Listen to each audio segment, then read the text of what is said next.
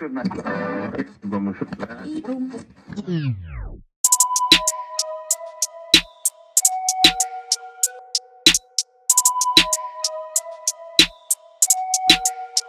up? It's Relevant Television. You know what's going on. Dawn's Dozens. We back at it. Episode 24, volume 24, however you want to put it, but it's going down right now. Top 12 talk shows of all time. When you was cutting school, these were the vibes that you watched. Or when you got home from school, these are the vibes that you watched. So, I'm gonna get into the honorables. And remember, everybody can't go. If I miss something, put it in the comments. Don't DM me. I don't check them shits. Fuck out of here. Honorables goes as follows.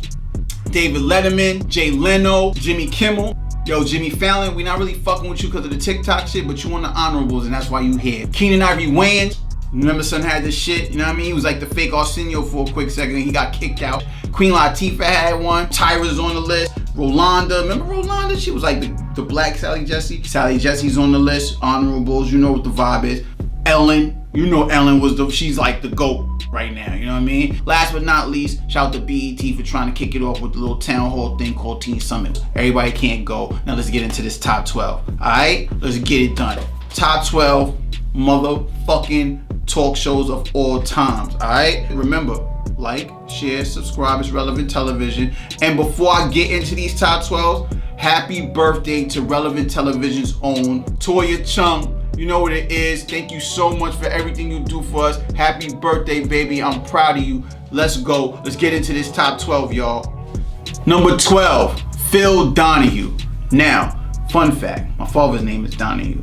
That's partly why I'm a Don. At CHEECHDON, Donahue. I'm like my little man, Junior. But whatever. Phil Donahue, this nigga was with the shits. He was with all the smoke. This nigga would have one side of the stage with the KKK, the other side of the stage with the Muslims, my nigga, the FOI niggas. He was with it all. My son would be like, let's go to the audience for questions. That's the niggas was not about to say something reckless. You don't know what the hell someone's gonna say in this audience. My nigga did not care. Because right now, the shit that he's doing probably wouldn't even be on TV. Phil Donahue, you deserve to be number 12, B. You are pioneer for that shit. Number 11, Montel Williams. My son was really with this shit. He was really about checking people for their wrongs. A lot of them was focused on our community and, you know what I mean, and mental and regular health. He was touching on that fast. Because of his illness, he was a pioneer and champion. Oh, he had MS. No, he has MS. And his marijuana helps him with it. And his strain is lit. His company is fire. Don't sleep.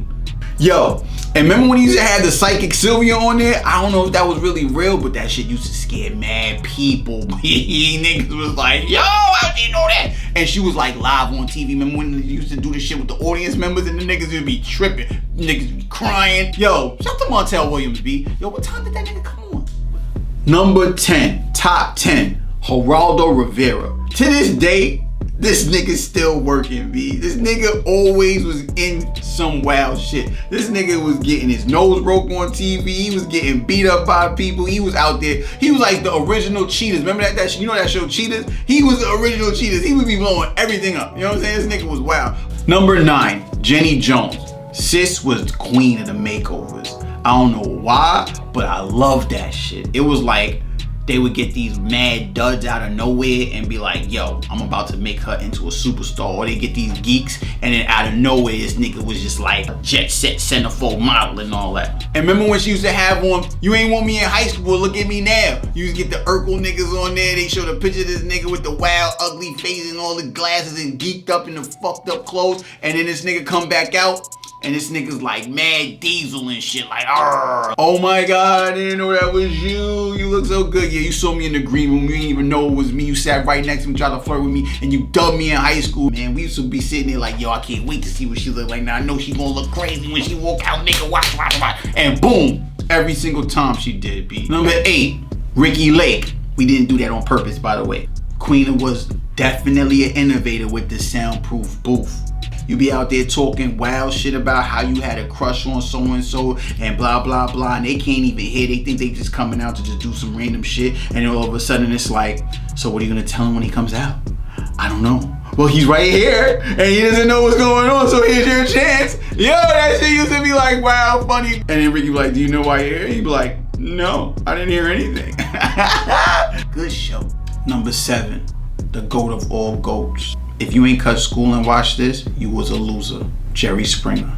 Jerry Springer was the man. So much to the point that he had his own movie. Y'all remember that? Y'all remember that? My son was a dud. Nobody even cared about him. And then, booyah, Jerry Springer was everything. I don't know what he did. He had everybody on the show. Even to the point where Steve Wilkos got to show off that shit. But they would always be fighting. And then he was like, Jerry, Jerry, Jerry. Man, I missed that shit. You can probably catch it on YouTube, that's for sure. But Jerry, he showed love to everybody. Trannies, he showed love to the gay community, shit, everyone at this point. Everybody got love on Jerry Springer show, B. I'm not gonna hold you. He brought all walks of life to that show.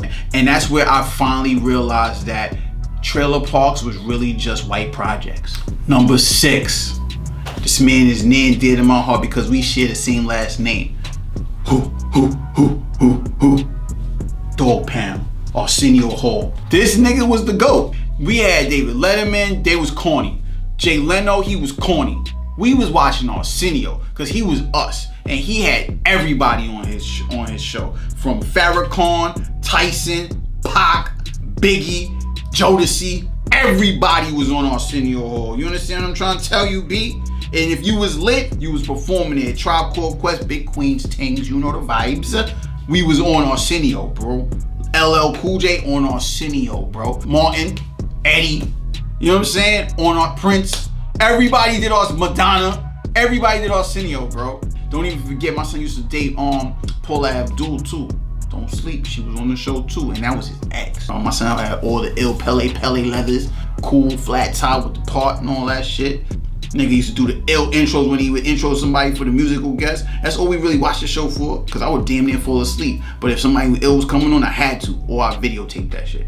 Watch it in the morning before school, so that way I ain't look like a lame and I miss it. Arsenio Hall was ill. Salute to that nigga.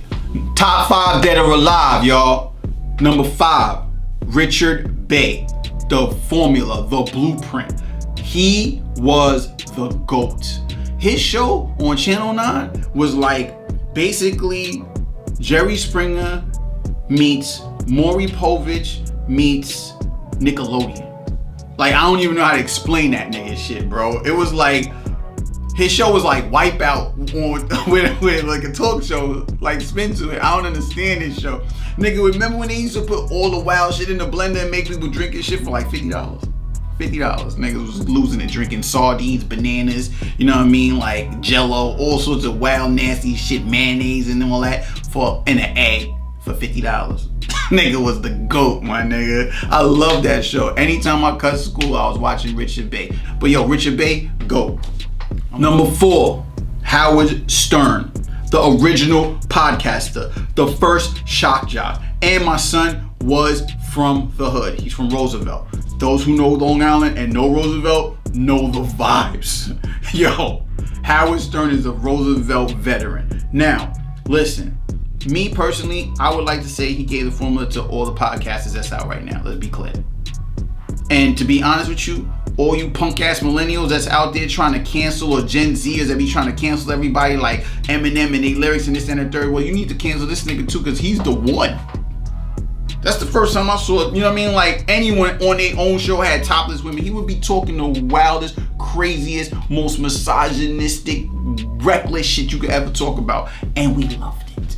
And shout to Robin, the black co-host that we all knew, that was in the movie. To this day, she still bangs with this nigga. He would say the craziest shit, but back then, you had tough skin, so you never even cared. It was nothing, it was jokes. That's what life was about. Everybody got too fucking hyper woke and sensitive, and killed the vibe. Like, half the comedians ain't even funny the way they're supposed to be, because they be holding back on what they can say and what they can't say, because everybody's so fucking gentle. I don't understand this shit, especially New Yorkers. New Yorkers? Get the fuck out of here. When the fuck we became so soft, B? Number 3, another shock jock that we love, but her shock was a little bit different. She be in people business heavy, Wendy Williams. Some can say, yeah, she got a lot of karma coming to her because she's had a lot of karmic moments. But name a motherfucker who was scared to say whatever they wanted. She wasn't. She say whatever. Ain't give a fuck who she hurt.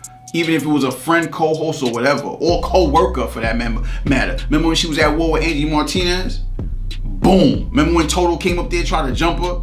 Boom. Remember when Miss Jones was big mad at her? Come on, Miss Jones. Yo, Miss Jones talked about this shit last week, how Wendy had a murder plot against her. That's how real it was. It was like, yo, Wendy was with this shit. Don't get twisted. Yo, I used to work with her ex-husband's brother, and that nigga was hood. So I knew that her husband was hood too. And Wendy be with these niggas all day, every day, burning it down.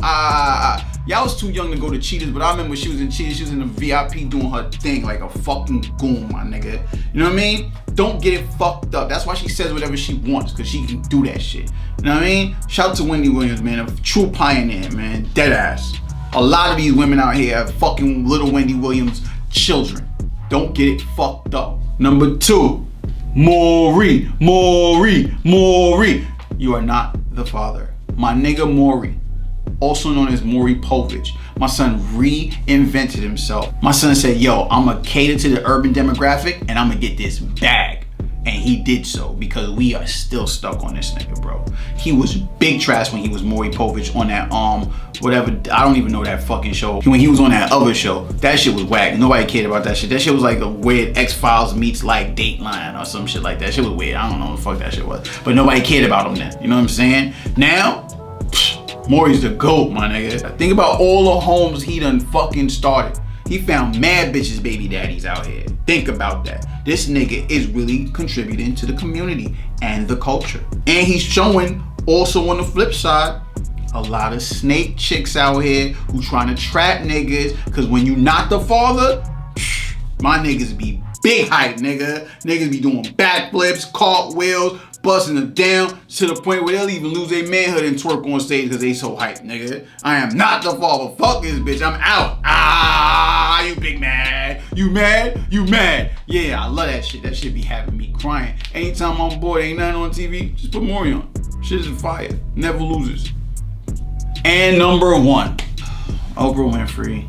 Growing up, I still got PTSD because I never really liked watching this show, because I would be like, I'm sick of this. I don't even want to watch this. I'll turn this off. And my mom would curse me out like I was cursed. I was like talking bad and not trying to support like an aunt that I never knew that was just wicked to us anyway. Oprah never gave a shit about niggas, so like I never gave a shit about her. Yo, the way she would down us like Bill Cosby would, I wasn't really feeling her. You know what I'm saying? But at the end of the day, her voice was powerful and she did the damn thing. Yo, when I got to college, and I realized that a whole chapter in my marketing textbook was dedicated to the Oprah effect, fucked me up. I was like, what? I was like, you can't be serious. Even when this shit happened, it was like, yo, I couldn't escape this woman. I was like, what? Are you serious? There's a whole chapter on this one woman. She was, and then my teacher, she was like, yo, the moment she co-signs anything or puts out her Christmas list, it flies through the roof. Had no idea how powerful that was until I got into like, you know, from B to B to B to C type of business and learning that shit. Original brand integrator, Oprah. Because remember, you get a car, you get a car, you get a this, fuck you, you too, you this, all that. That was Oprah B. And that was all a fucking marketing plan. You want to be a sponsor on my show? Let's give away these Chevys, nigga. Let's give everybody in the audience a Corvette. What? You're gonna give us all Corvettes just for coming to the show? You know what it's like? Niggas probably be lined up for just for the day or whatever, just to go on the show and then don't even realize they about to walk away with a car. That was fire, my nigga. You know what I'm saying? But it's Oprah. She politics her whole shit to where she's the richest black woman in America, maybe even in the world. I don't know. We're gonna have that fact down here below probably. Oprah goes everywhere. Harpo Productions is nothing to be played with, man. She worked, she earned in everything she did. You know what I mean? Remember, you told Harpo to beat me? You thought wrong. You wasn't gonna beat Shorty. She doing her thing. But she is number 1, the best talk show ever made. Because when that shit was done, whew, thank God. No, I'm joking. It was a big loss for mad people. I ain't gonna hold you. She employed a ton of people. Shout to her. Fuck it. I'll give her credit. But yo, that's Don's Dozens, top 12 talk shows of all time. You know the vibes. It is what it is. I'll see y'all next week. Throwback Thursday. Boom. Thank you for all the support. We appreciate it over here. We growing. This is our shit. Nobody else, is just us. Relevant television. It is what it is. You know what I mean? Stay relevant, relevate, so you can levitate and elevate.